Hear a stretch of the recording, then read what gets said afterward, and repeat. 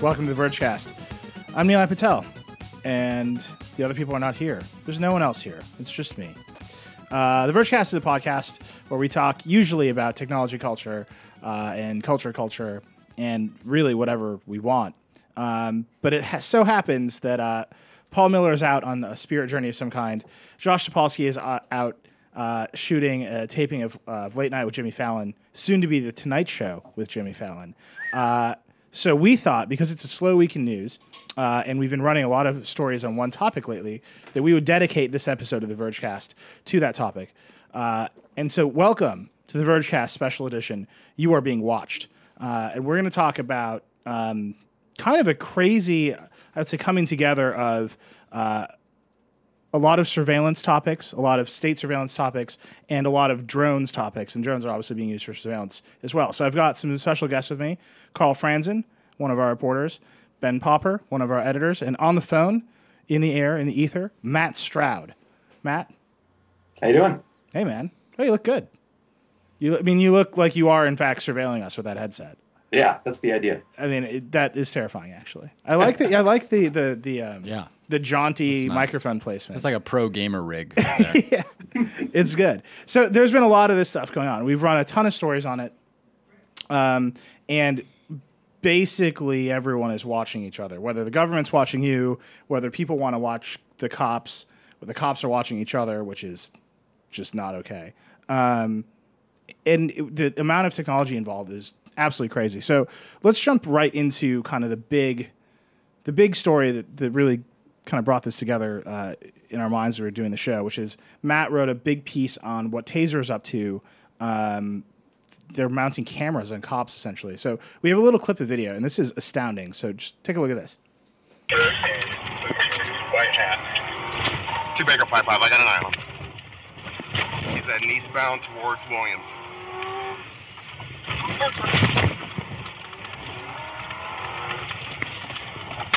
You better get your ass on the ground! You better get on the ground! You better get on the ground! Still heading eastbound.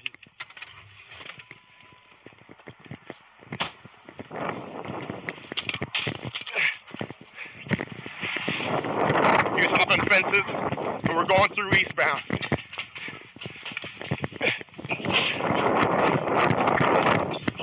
Going north. Yeah. Going back west. Hold on. Hey, it's not all that. Get your hands up now. Stop right there. I'm going to tase you. I'm going to tase you if you do not stop. I'm going to tase you. Then don't. Then stop. This is absolutely insane. So what we're watching here. No, stop that unit. Just stop right there. I'm going to hit you with this taser. He's gonna hit the guy. He's not kidding. He tased him. So that's terrible. So this is Taser. Obviously, that's a cop with a taser. And Taser's now mounting, well, they're selling cameras that are mounted on cops. They're first-person cameras, kind of like Google Glass for the police, Google Glass 5.0. That's right. And the cops are recording everything they're doing. So, Matt, can you tell us what's going on? You were at Taser. You went to their headquarters. You're looking at all this stuff. What's happening there? So what's happening in the general vicinity of Taser? Taser is located in Scottsdale, Arizona, and right down the street from Taser is a suburb of Phoenix called Mesa, Arizona. Mesa, Arizona was the first police department in the country to start using these cameras. They're called the Axon Flex, and they spent $50,000. So I think they got about 20 of them. So it's just an experimental phase. But what they do, or what they're doing, is they're mounting these cameras on police officers' glasses and on their on their ball caps. And the idea is that these cameras are streaming video constantly. Whenever the officers are wearing these videos or these cameras, there is video streaming constantly to something called evidence.com. And whenever an officer wants to record an incident, he'll hit a button that's on his chest, and that from that point forward, it'll be recorded. There's a 30-second audio delay after the officer presses the button, and then after that, there is both video and audio from the officer's perspective, from the perspective of his eyes. Yeah. So it's point of view, and you can see everything that the officer is seeing. And so the story is about kind of why that technology is interesting, and then the policy implications behind, whether that's fair or not. Yeah. What so really grabs me about all of this is that they're streaming it to a company called evidence.com, which is not the government, which is not law enforcement, which is not sanctioned or regulated by the citizens of the United States. It's just a private company that promises to do the right thing. And then the technology itself is just being developed and deployed. It feels really weird. I mean, the first question that comes to mind when I hear Matt talking is like, why do they decide when to turn it on and off? Like, why not? You go on duty, you turn it on, you're on duty for 12 hours, and then you turn it off. Right. Like, I understand maybe there's some considerations about how much data you have, but allowing them to selectively turn it on and off seems like asking for trouble. I mean, yeah, it's a great question, but I think too, and maybe Matt, you can chime in on this as well. But anybody really, is it that much different than the cops videos that we're all familiar with from like the 1990s, like the old reality show? I mean, is it because they were filming the chasing? cop show had like the Heisenberg principle in it, right? Like you could never be sure what they would have done if not for the cops producer and the cops cameraman. Right, it is a much different have like and Cops is like trying to be a television show. Sure. I mean, Matt, is that the sense that you're getting? I mean, to me, they feel similar because you're only going to watch the exciting stuff. But the mundane reality is that most cops like sit in a car all day long. I think that's part of it, and that's part of the reason why these aren't recording constantly. There are file storage issues. If you can imagine, imagine a video recording for 12 hours straight and having to keep every piece of that video. I mean, that's a lot of storage. And the other thing is well, there are two peripheral issues here. One is that most of what cops do is sitting around in a car and or on beat, not really doing anything that's consequential. And the other issue is, and this is something that was mentioned by the Taser spokesperson, but cops don't want to feel like they are being recorded all the time. And in fact, the way it was presented to me, the reason for that 30-second lag is in case there's a conversation going on between, say, one police officer and his partner, they don't want to have that on record, and they don't want the cops to feel like they are being recorded all the time. Sure. Who actually wants to feel that way, right? I mean, they even want their own privacy too. I mean, that's but they're not. Come on, man. Yeah. Like they're cops. Like I don't like. You know who wants to feel like the cops are being recorded all the time? Nilay Patel. All the rest of us who are not cops. I totally agree. I mean, I think that, but I do think it's a bit unrealistic. I don't know, Matt. You studied this more in depth than any of us, and we're grateful to you for it. And I do think it's a bit impractical to imagine until we're all surveilled at the same time that the cops are always going to have this thing on and recording every single conversation that they have among each other. Like when they're saying, you check out that that hot person's person. Yeah, nice, exactly. gender neutral. Yeah, I like that. So, check out that gender neutral. I'm just imagining. Babe. Z is very. Wait, are you saying that that's a good idea that they should be recorded all the time? I don't know. That's what I'm trying to bring up. It raises I will the question. flat out say, if they're not in the car, I think that's it, right? If they're not in the car, they should be getting recorded. Well, if they're in the car, if they want to check out Hot Betties, right. and I'm putting this agenda on it, Or Bob's. Hot Betties or Bob's, and they're in the car, and they whatever, that's fine. The second they get out of that car and start interacting with other human beings, Right. Particularly the public, who are they're committed.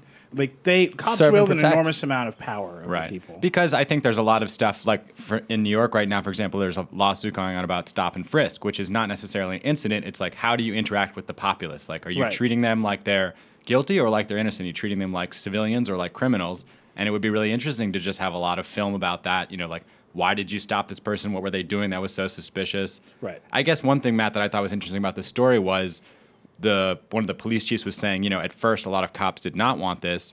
And now seeing how, it records what they do and kind of shows them to be in the right, or, they feel like it validates their job. And so more cops are actually asking for it. And so that, I think, is a kind of an interesting dynamic there. It is interesting. And I think that points out something else. There are police officers who feel that they can use this to their advantage. One of the stats that I heard, one of the numbers that I pulled out for the story is that shortly before Mesa went into this agreement with Taser, there was a lawsuit, a police brutality lawsuit, where the city of Mesa had to pay out more than $60,000 in one lawsuit. And so you're talking about that one lawsuit cost more than the entire amount of money that they paid for these cameras. And so I think what police officers how police officers are looking at it is a way to ensure that those kind of cases don't happen.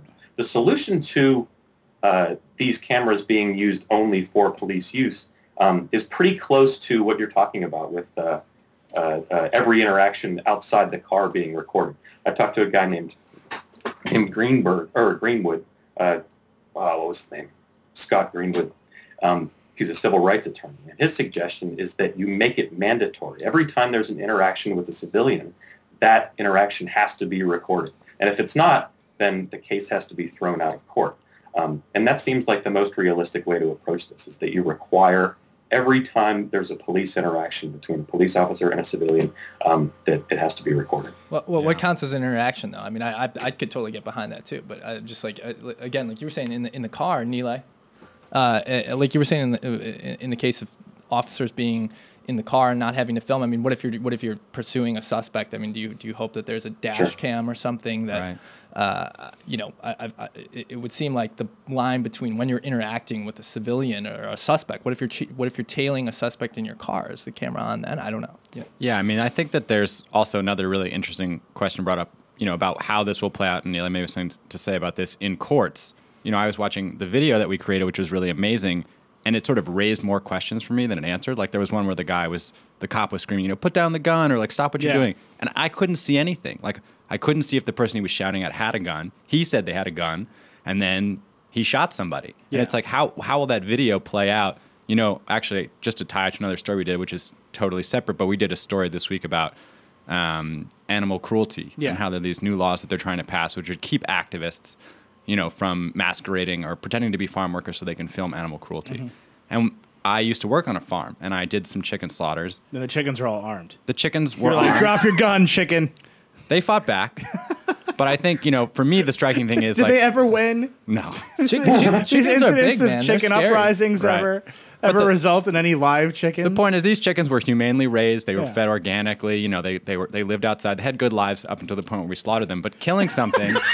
That's literally messy. The title of an Onion article. I'm pretty sure that is. Killing something is messy and complicated, and it's not pretty. And if you saw that and you were an animal rights activist, you would get upset, even though we did everything by the book or we went beyond.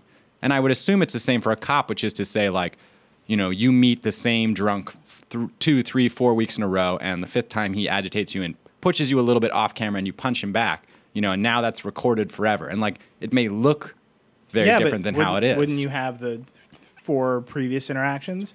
I mean, Matt, so how long does evidence.com keep this stuff? And I really want to talk about evidence.com because that to me that's where this goes way off the rails. It's totally. Now this private company is determining what we're doing with our records of like authority interactions. What's going on with evidence.com? How long do they keep this stuff?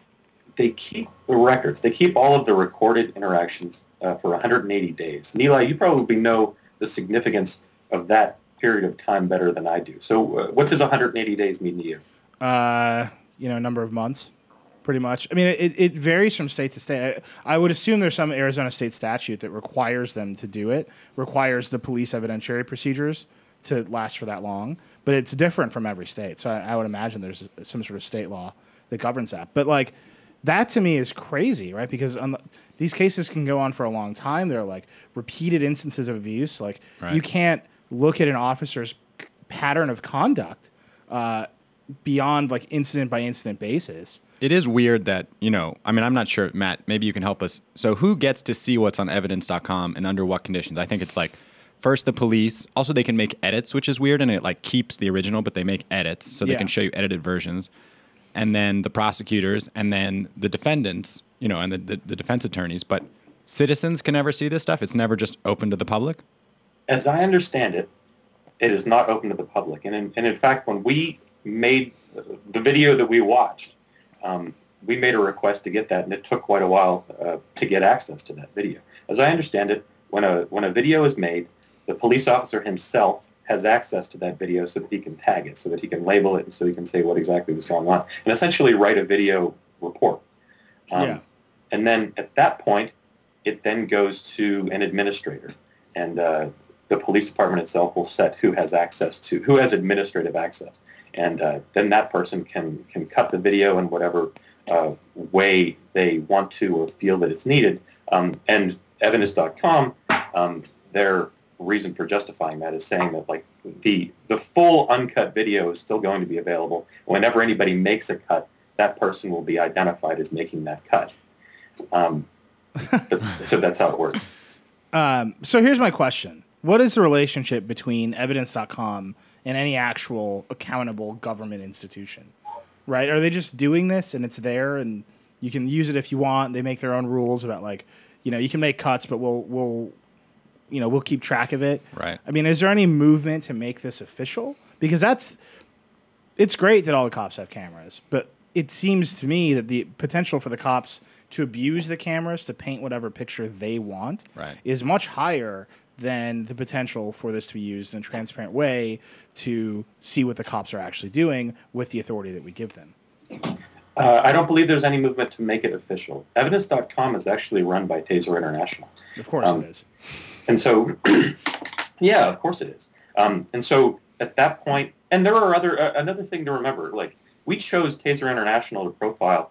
There are all kinds of other companies that are trying to get into this space as well, that have similar products, that have similar systems set up to make these videos available to prosecuting attorneys, to administrators in different police departments, et cetera. And so, like, that's a big issue as these things become more prominent, as they become more ubiquitous, is trying to figure out, what sort of standardization can we have to ensure that these videos are not being abused or edited in a way that is, fraudulent. This is crazy. Now I realize what you're saying, which is like they paid for this system with public dollars, and these cops are working for the public. Yeah. And the video is being recorded as we're paying their salaries, and yet like we don't have access to any of this. It's totally bizarre. It's totally bizarre. Yeah. Yeah. Everybody should be able to log in and access Watch that. the Even cops, if we pay a private company to like do it and to keep it, we should all have access, or at least we should have access within certain conditions. Well, I mean, that rate. I mean, do you have access? Can you go to the local police department and be like, I want to see the logbook. I want to see every report filed today. Like, there are limits. The questions are, where do those limits come into play? And when you're talking about 24-hour, 12-hour surveillance of a person, like those limits definitely need to be adjusted. Well, if I had an interaction with a police officer and it was recorded, they should give me a stub at the end that's like, here's your copy. I just had an interaction with you, the citizen. You can go view the video at www. It prints out of the chest. Yeah. A receipt. A receipt. I want a receipt. Surveillance receipts. With a QR code that you scan and then it takes you to the video. Right. Don't use a QR code. have some dignity. All right. I mean, this is the police we're talking so Matt, about. so you've got, this sounds like what there actually is going on is that the police have created a market for these systems, right? Police departments across the country are saying, we need this to protect ourselves from brutality lawsuits, to make it appear as though our officers are more accountable, whether or not the systems actually make them more accountable. But we need this technology for this host of reasons. And a market has sprung up to fill that need.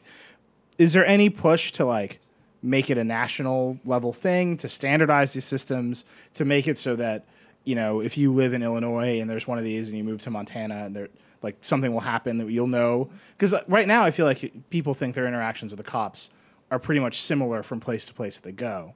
But I feel like adding in a tremendous amount of video recording changes that interaction. I mean, it's part of a much larger question. Like, how are different police departments connected to one another? And in many ways, they're not at all. I did not see a national push. I did not see any standardization outside of some police departments. I did not see any push to make this standardized on a state level. I did not see any push to make it standardized on a federal level. And so, I think that's going to be the next step. The ACLU, there are certain branches of the ACLU that are looking into it and attempting to establish policy, but really it's in a very early stage right now. And so, actually, I'm curious about that. What does the ACLU say about this stuff? Are they happy about it? Not happy about it? Where's their final stand on whether or not police officers have cameras?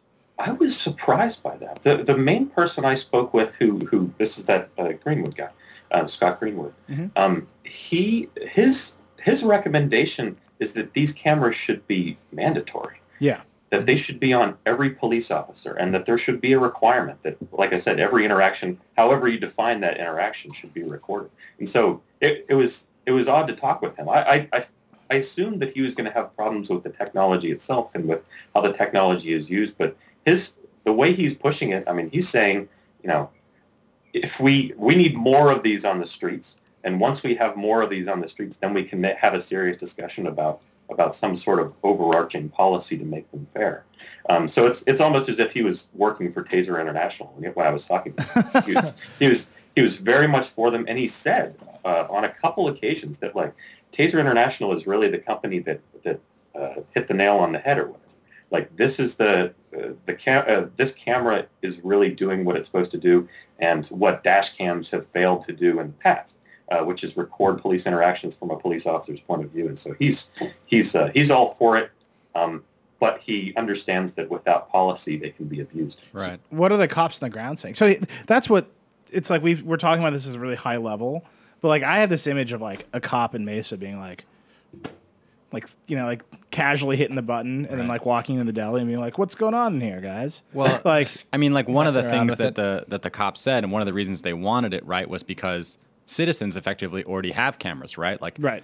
They showed that bust on the BART subway platform, and I've seen dozens of subway videos and busts in New York. It's like where the citizens all get their vantage point and they all get to edit it and upload it to YouTube. And like, this is kind of they need to have their own PR outlet or their own viewpoint on it. They need to be able to basically match the technology that citizens have in the palm of their hands. But that guy in the video we saw at the beginning of this, he didn't have a camera. I mean, come on, his back was to the cop's camera the whole time. He was running away. That's what I'm saying. I feel like when they deploy this thing, it's going to be when the suspect or the person that they're questioning or pursuing doesn't have a camera, like specifically does not. That seems like all the videos that we've seen. Yeah, but obviously. that video, I think this is what's interesting about that video that we watched, and Cops, the show. Mm-hmm. They really paint a picture that it's like action-packed police work. Like, this is what it's like being a cop, and this is what we have to deal with. And if only you knew that, like, we're chasing this guy and he wouldn't stop. And I warned him 50 times that I was going to tase him, and finally I reluctantly tased him. Right. What the video didn't show is the cop kneeling on the ground, begging for forgiveness. No, that never happens. But there's far more routine bad cop interactions, right? At the end, he tases himself, just like out of panic. He's sad. Yeah. Guilt tase. Right. That's funny. That's my new band, by the way, Guilt Taser. It's also going to create, I mean, just like Cops did, create sort of this cult of the hero. I mean, like for anybody who watches that and who's played a video game, it's like, okay, now you press X and you jump over the fence, and then like you tell the guy not to go, and then you tase it. It's just like the first person perspective is so loaded in our culture, so that's going to bring a lot of weird stuff into this. Man, bad cop interactions, I don't know. I went to have a whole show on that. You want to hear a bad cop interaction? Well, whole show I bet we that. all have stories. Right. Like mine is, I went to school on the south side of Chicago, which is notorious for bad cop interactions. And one of my friends once got caught for using a fake ID, and the cop slammed him against a car. How old were you guys at this point? He was of legal age. It was just a different name. That's not true. He was definitely not of legal age. Right. But he got slammed against the car, and he was really mad about it, right? Because I mean, fine, take my fake ID, do whatever I have to do.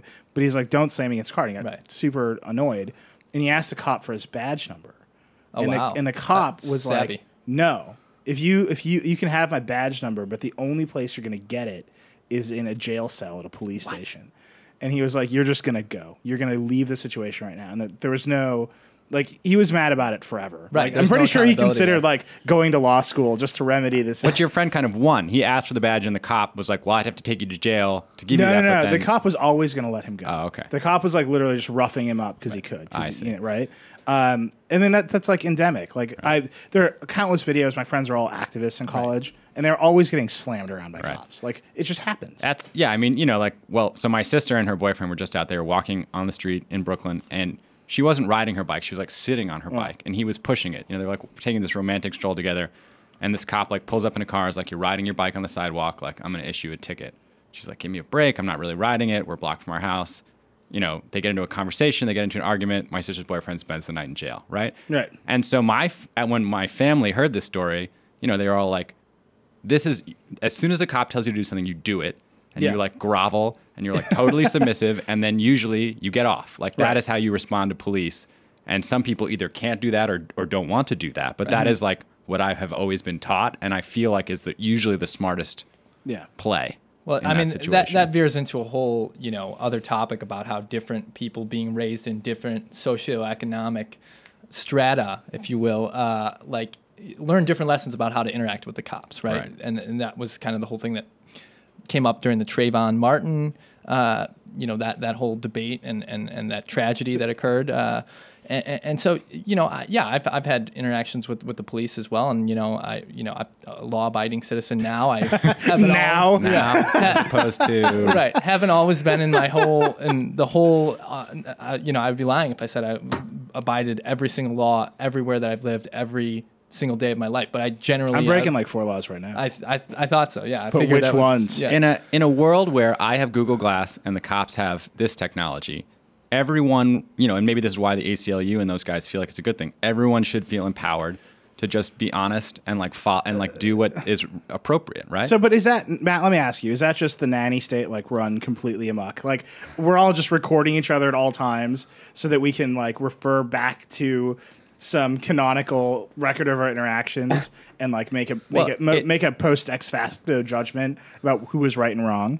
Is that the Nanny State, or is that just the state of affairs? Yeah, we want to avoid the he said, state. She said. You're a clever bastard, Matt. He saw, she saw. Right. No, but that is... It's the truth. It's the truth on video as our two face cameras tell it. Right. Face to face. Face to face. Yeah, and then you can argue. Yeah, and then you have get the video evidence there from both of your points of view, and then you can discuss what reality was based on what the video What you need shows. is a panel of 3 judges. Whoever gets more YouTube likes. And they all live in water-filled tanks. Right. And then they decide what actually happened, and they release a super. And they have to be mutants, precognition mutants from the future. Exactly. Good. So do we want to talk about? I have a good segue from here into some of our other stuff. So I mean, I like it. I wrote this story about drones, and in doing that, learned about some technology that the military uses and which police departments are interested in using. We're talking about just being able to see everything at all times. The military has this technology called Argus. Which police are thinking about deploying at a slightly less advanced level.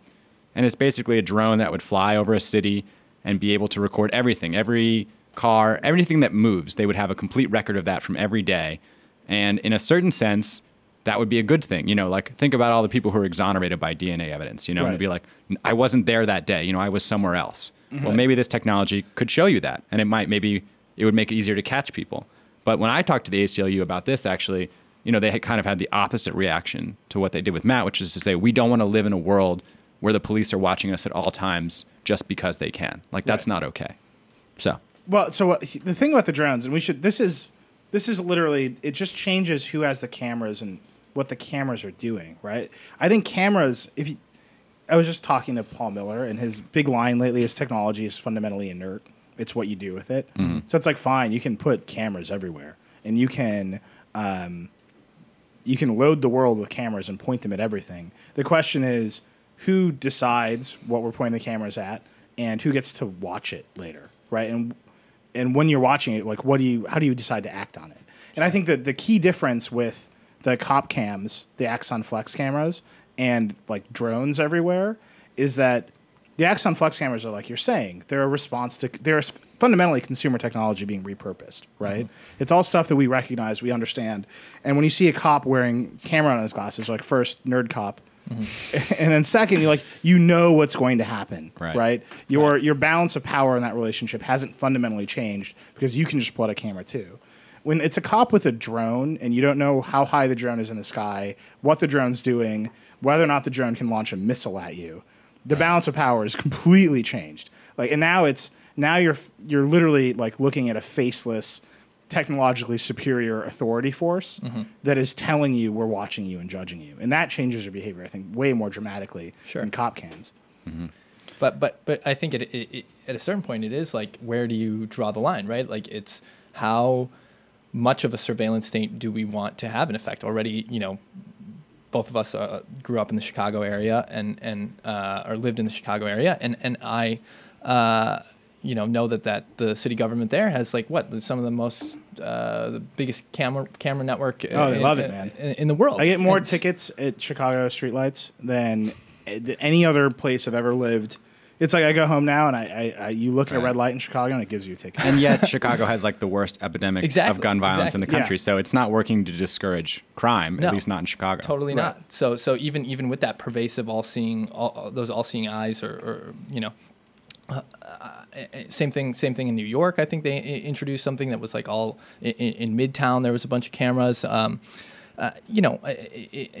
it's on a drone or on the street, I mean, the question is, where does the surveillance stop? Like, should people feel like there's any place that they can go that they're not being watched, or have we crossed a point right now where like you should just assume that somebody's taping you at all times? Well, so that's, I mean, I think in the UK, like most people just assume they're being watched. CCTVs in London. But that's being watched that's a network of private camera operators, right? Mm-hmm. And they're not linked, and there's no central authority. As much as I'm sure the British government would love for them all to be linked so they could, pervasively watch everyone. Mm-hmm. Well, what's happening in the States, particularly with like domestic drones, and like we're going to fly drones around, and like the cops will have drones, and like random government agencies will have drones. Like that stuff, that is starting to get linked. That is starting to be like eye in the sky, Big Brother stuff. So you actually just went to a hearing, an FAA hearing, on the rising use of drones. I listened in on it. Let's be clear. It was I listened in on an FAA. It was a public call to for any citizen in America to participate in this call. How many people participated? Dozens. It was dozens. It was tough. Anyone in America. Yeah, and then dozens participated. Of course. That was actually more participation than I thought, and that's something that a lot of the citizens on the phone during that call pointed out too. Was that they felt like they hadn't heard that this was even going on, or that it wasn't well advertised that the FAA was doing this. But essentially, the FAA was seeking to gain public comment and response to this proposed privacy policy it's going to have for when it opens the door for commercial drones to begin flying basically anywhere in U.S. airspace in 2015. So it's trying to kind of... So here's my question about a drone. And I'm actually like very curious about this because I love planes. And I would love to have a drone. Mm-hmm. Sure. I think it'd be pretty sweet to have a drone. And if you are a drone manufacturer, please call me because I would love to play with your drone.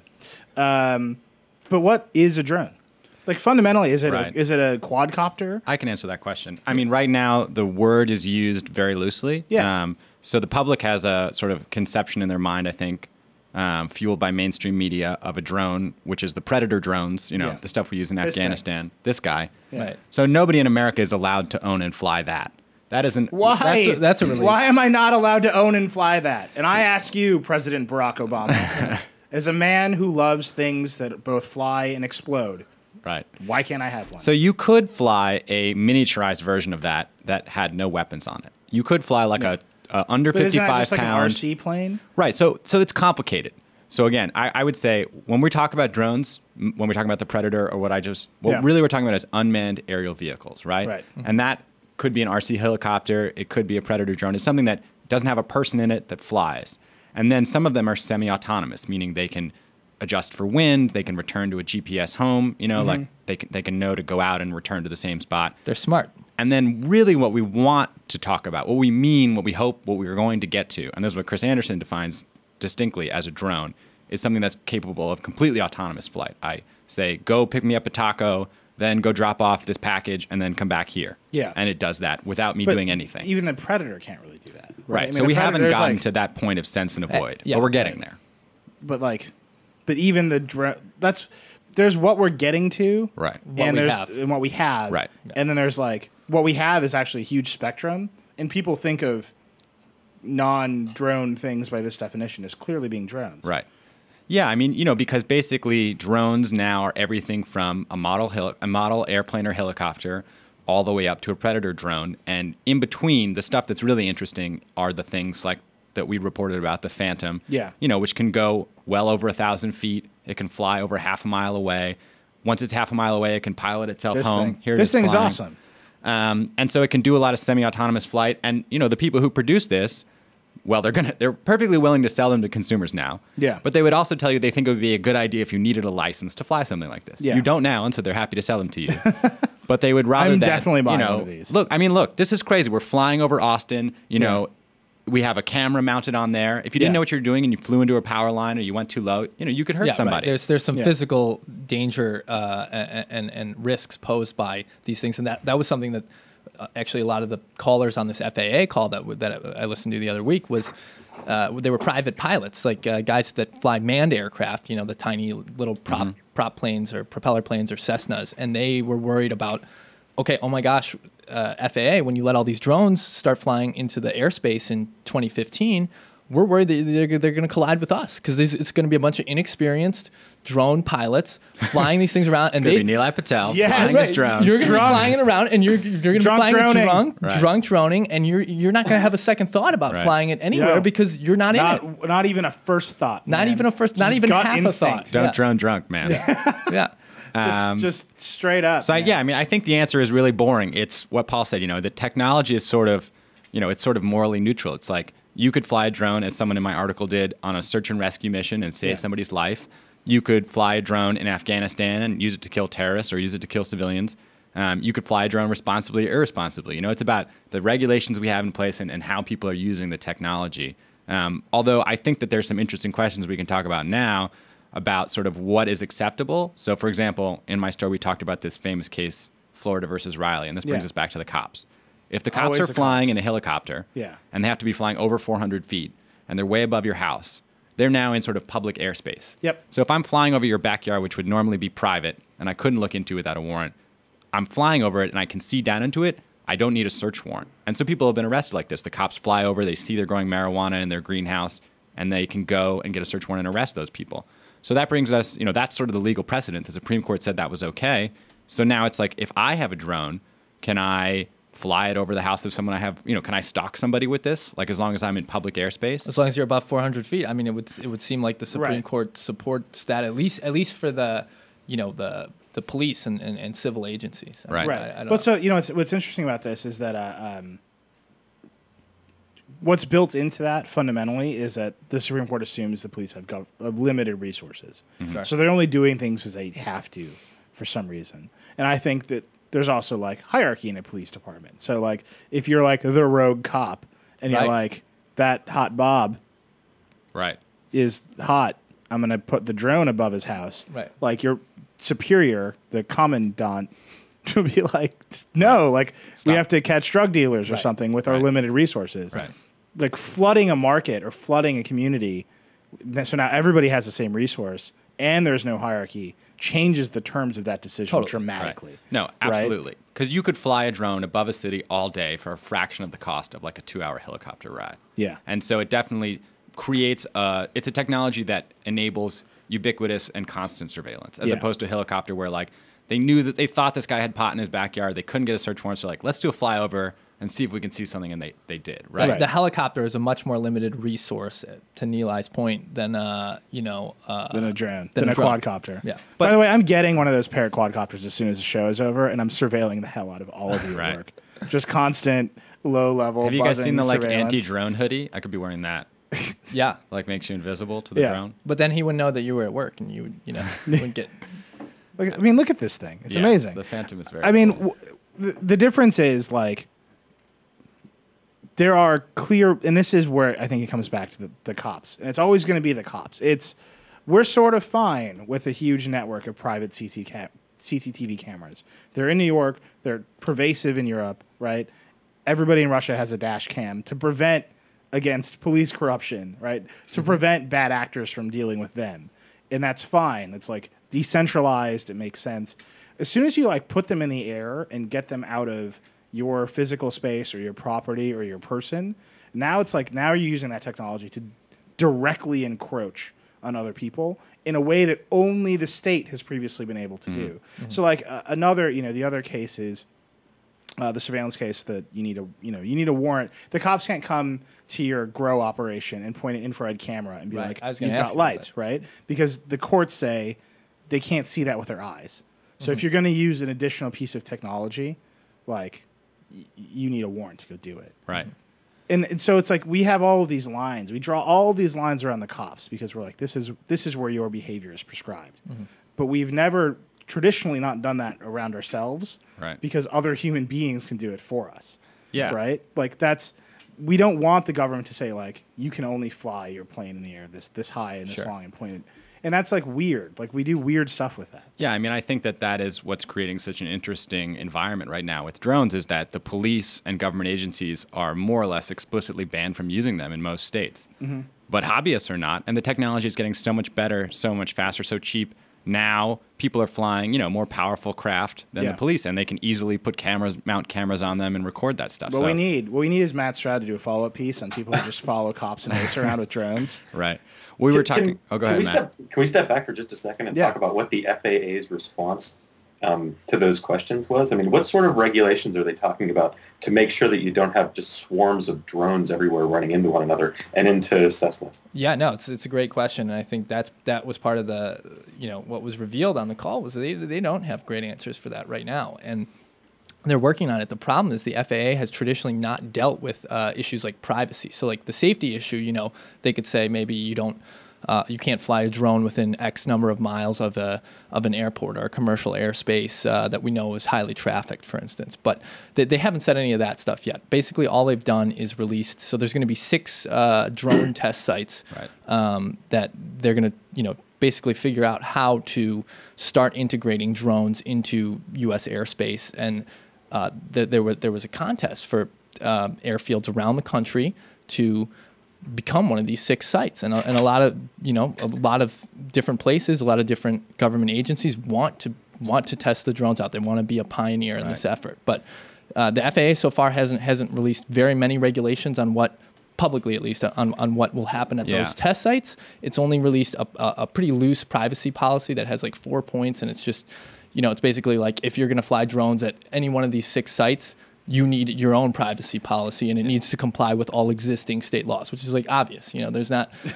You need your own privacy policy. Is that right? What you said? Yeah, that's what they said in the FAA's privacy policy. They said you need your own privacy policy, and that's going to be the privacy. You need policy. to bring your own. It's BYOP. BYOP. BYOP. But yeah. I talked to some. By the way, BYOPP is amazing. BYOPP. That's pretty good. Yeah. I talked to some sources, and I would agree with what you said, which is that the FAA basically is going to be completely hands-off when it comes to privacy. They are going to focus only on safety. That's going to be what they're going to regulate, and they're going to let the courts decide about privacy. They're not going to touch that. And so basically what's going to happen is we're going to get to a point where commercial use is allowed, and TMZ is going to have 3 or 4 drones following every A-list celebrity, 10 feet away at all times of day.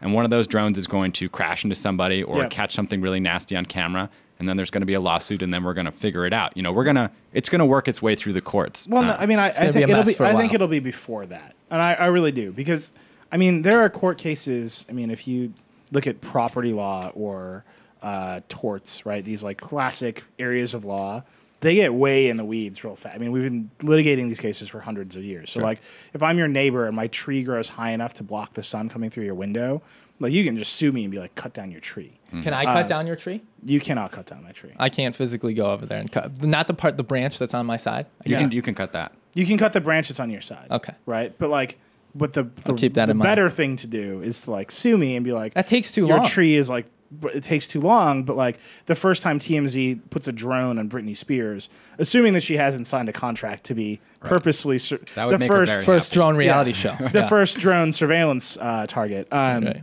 But as soon as that happens, there's going to be a lawsuit, an immediate lawsuit, right? Without any of the bad stuff. Okay, I see what you're saying. The crashing, or right? Just is this acceptable? Because there are torts and there are sort of laws in place about peeping toms and expectations of privacy. Yeah. And so as soon as a private citizen, parks a drone outside my window, I'm gonna file a lawsuit and just say I have a reasonable expectation of privacy that you're invading. Right. You're invading my personal space, that reasonable expectation. But that's the thing, right? That's as to the government. Right. You have an expectation of privacy. So it's different. It's different for from a private citizen. Right. But there it's like the First Amendment only applies to the government. I can quell your speech whenever I want. Right. So speaking of amendments, and I want you to keep that in mind. Let's take this to the next level. Yeah. And Carl heard this on the call with the FAA, and people have raised this question in some of the interviews I've had. If I can buy a gun legally, and I can buy a drone legally, can I put my gun on my drone and use it as a weapon? Am I allowed to do that? Drone gun. I mean, obviously. No, they didn't answer. They didn't answer the FAA call was not for them to answer any questions. Let's be clear. They were just receiving public comment on how. And many of the comments were about like really good ways to put guns on drones. I want to put a gun on my drone. Now, one guy did specifically say, I got a comment. This would be sweet. Right. So a lawyer in Missouri said, I want to use, he didn't say he wanted to arm his drones, but he did say that he should be able to use them for self-protection. And he said that every American should have a drone, and that would eliminate that would eliminate the need for all other weapons. Oh, he literally said that. I want you guys to go, if you're at a computer, go to YouTube and type in drone paintball. Yeah. And you could see, a drone, a guy rigged up at home with a paintball gun. Can I just ask, and maybe this is just getting a little, why is it that the gun argument is always that everybody should be armed, like fully all the time? Because the only thing that stops a bad drone with a gun. Is there no balance in this world? All or nothing. Like, it's like one gun or no gun. It's like, man, one person thought of putting a gun on a drone. Yeah. Now everyone should have heavily armed drones. That's the only way. Like, please, please, God. There must be some middle ground. Mutually assured destruction. Why are you drawn so thoroughly to these slippery slopes? And then why must you fling yourself down them? Like, oh man, the slope is slippery.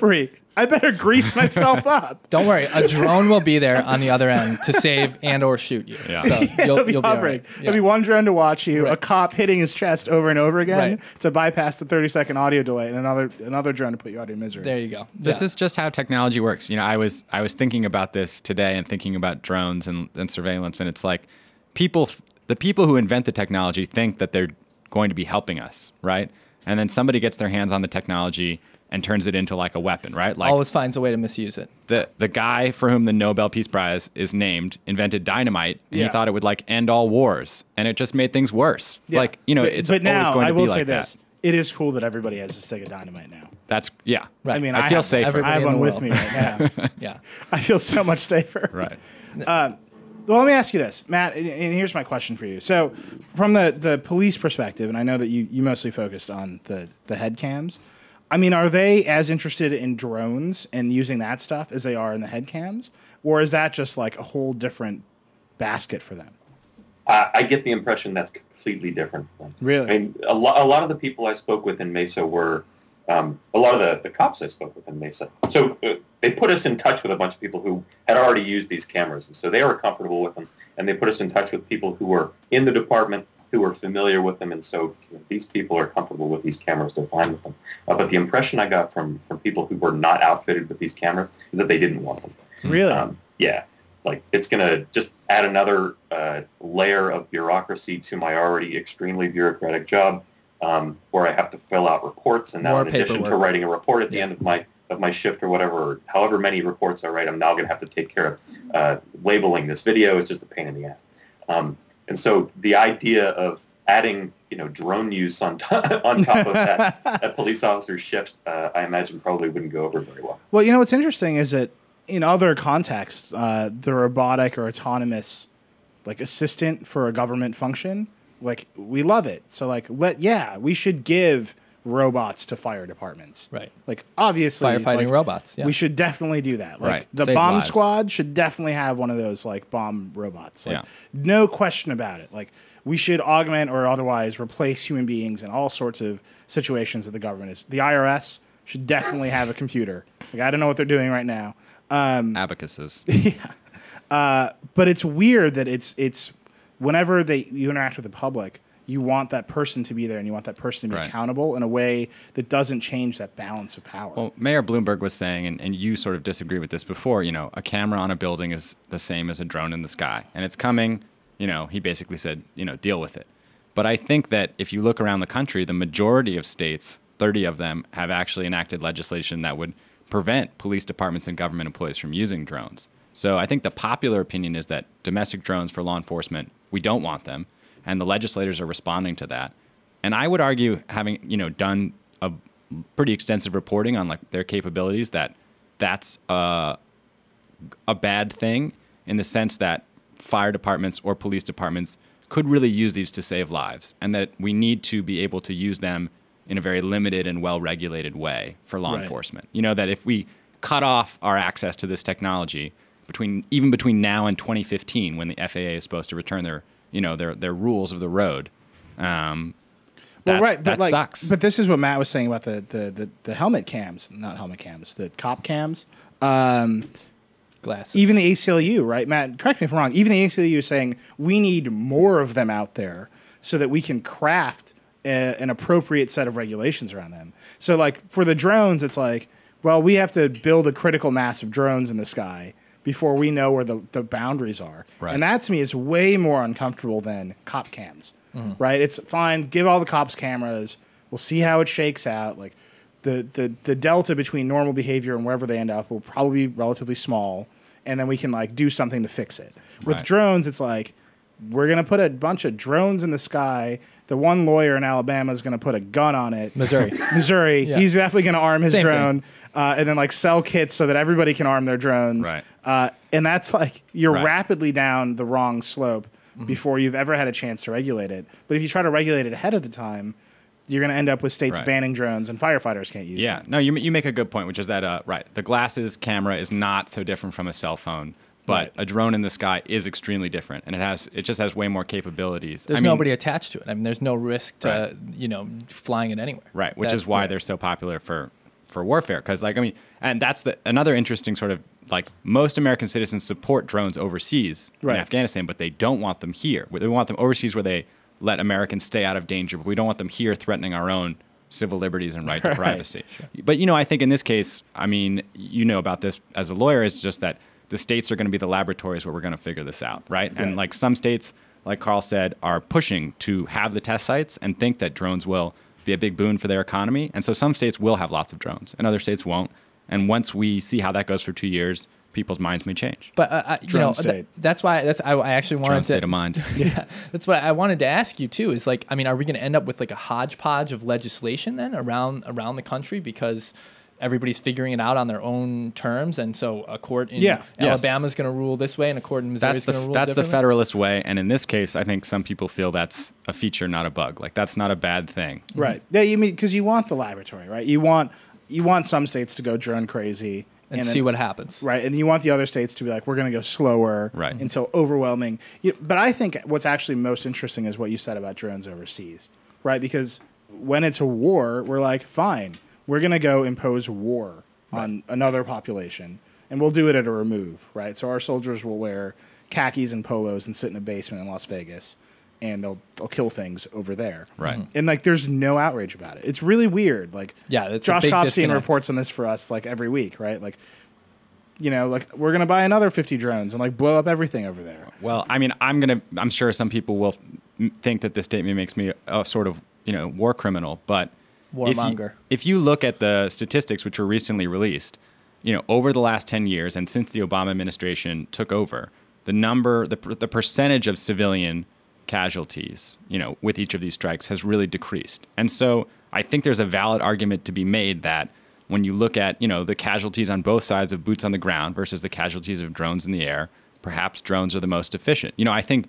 they feel wrong because we don't have to put anyone in danger, but they may be the most effective way to fight terrorism and take the least innocent lives. So I don't disagree with that. What I'm saying is that once our government has sold that, like, it'd be like if your police department wanted a tank, right? I mean, because they all do, and we've actually run stories about how they're buying these, like, heavily militarized vehicles that they probably don't need. But, like, if you were like, the local police want to spend money on a tank, and they really want a tank, and they say they need one, most people are like, no. Yeah. Like, they definitely don't need a tank. Right. Like, they are not fighting a war. And the drones, like, the drone program has become so tied to our notion of war and, like, how we're fighting it effectively, which may or may not be true. Right. Seems to be leaning true. That I think when people are like, and now the cops will have a tank. Yeah. Actually, the tank is an unmanned flying plane that can stay in the air forever. Well, it's like, isn't that worse than a tank? Like, isn't that ultimate? Like, wouldn't you rather they have the tank and they're always at the station polishing the tank and, like, looking at the tank and talking about when they're going to get to use the tank? The tank can never sneak up on you either. I'll tell you. The tank is like... Yeah. This is going to go to some really weird places, but when I was in Texas, when I was in Austin... Take us there. I saw a number of college students testing out a spoofer that they had, which was based on technology the Iranians used. And it was very low tech to take down very high tech. Yeah. And so criminals or whoever, if I want to protect my own privacy... I could have something over my house that basically borks the GPS of the drone. It's like if you fly a drone over my house, which is my private property, like it's going to take down your drone. Right. You know, I mean, like we're going to enter a very wild space in the next couple of years with these things. Yeah. Wild drone west. But I mean, you know, I really want a drone. Like, I don't want the cops to have a drone. I want the cops to always have cameras that are on, but I want a drone. That sounds good. I think that's fair. You should bring it back onto the Vergecast when you get one. There's one watching you right now. Oh, that's what's filming us. The drone has a gun. Yeah.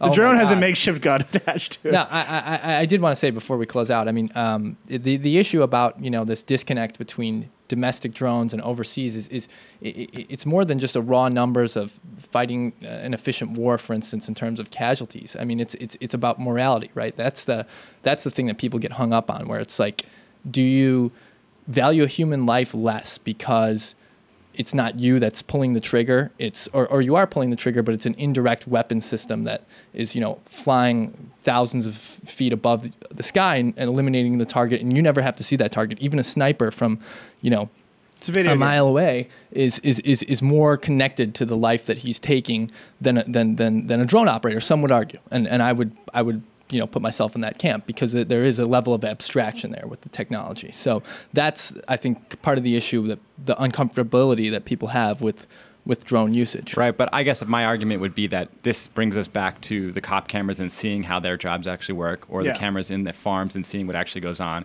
It's like you're just seeing now what war has always been like a bombing in World War II, or, you know, a soldier shooting somebody is really not different. It's just now it's all on video, right? Yeah. And you could see it and you can do it remotely, and so that sort of changes the way we think about it. All right. Yeah. Well, we have to wrap. Matt, do you have any last thoughts before we have to wrap up here? I have a whole bunch of questions, but we can save that for a later time. Hit me. Give me your top two. Well, actually, just one I think could start a discussion, which is, you know, what exactly are police forces, like local police forces, thinking they're going to do with drones, other than, you know, looking at a grow farm or trying to. Yeah. No, they're the same thing as the tank. What are they able to do? The same thing they'll do with their super sweet tank, which is have it. Like, I mean, isn't that the answer? I mean, like, fly it around. Yeah, fly it around. No, I mean, extend force without having to like put people in the way. In a previous drone Senate hearing, they had a guy with the sheriff's department, and he was saying that they actually used it to try and they quickly found, in a tragic case, but an elderly woman who went missing. They found her body quicker using the drone because, and presumably she died of, you know, natural causes, or not. She wasn't murdered. She wasn't killed. And so they found, you know, and the point he was trying to make was that, you know, if we had found her sooner and we could have using this drone, then we could have, with dogs or people on the ground, you know, it could have saved her life. That's definitely, drones could and should be used to save lives with search and rescue. Period. End of story, as far as I'm concerned. Yeah, drones, and I just want to clip that for Copstein. Just the sound of saying drones could and should be used. Drones can save lives. Right. And I think, Matt, what was your other question? Do you have another one? I'm curious. Well, now, how exactly would that work? So drones are flying around looking for people lying on the ground in odd circumstances, and that will have to identify. I don't know. He didn't specify, you know, how. He didn't go into great detail about how they used it. Right. That was his point. If you go read my drone story, there's a search and rescue story in there. You can learn about. And we'll have links. We have a bunch of stories and all this stuff that we've been doing. Again, that's why we did the show. We have an exhaustive number of stories in this, and we wanted to spend the time doing it. Unfortunately, however, we have to wrap up. The drones are coming for all of us now. You stay tuned. Top Shelf will be on at 5:30 Eastern, or whatever time zone you're in. I don't know, because I'm remotely located right now and not actually here. I'm a drone body. All right. So Top Shelf at 5:30. Stay tuned for that. You can reach all of us. There's all kinds of ways to get a hold of us. Twitter. Ben is Ben Popper on Twitter. Carl Franzen on Twitter. Matt Stroud, you have the worst Twitter handle of all time, which is Stroud. It's like 5 S's, 3 D's, right? It's every letter of my last name twice. Every letter. RROOUUDD. Yeah. It is terrible. I'm sorry. Hard to RT you, bro. Pretty difficult. You can leave a comment on our post. You can just send an email to somebody. Vergecast at theverge.com, I'm told. Or you can just send an email to one of your friends. Or leave a comment. Or talk about it. We or love whatever. those. Go Make to a vine. Shop. Make a vine. I would love using a drone. If Use people the first drone vine. If you could hit me with a drone vine, that would be great. Hit Eli up with a drone one vine last stat. thing I do want to say, a little self-promo here. The Verge has been nominated for 5 different Webby Awards, which we're very proud of. Ooh. And you should go vote because there's like a regular, the ones that give out, and there's People's Choice. We have a post up on the site. You should go look at it. If you feel compelled to vote for us, which I hope you do, you should do a number of clicks and then do that. And other than that, we will be back next week, I think, with a different complement of people and some non-drone topics. But for now, the drones will be watching you. And with that, good night.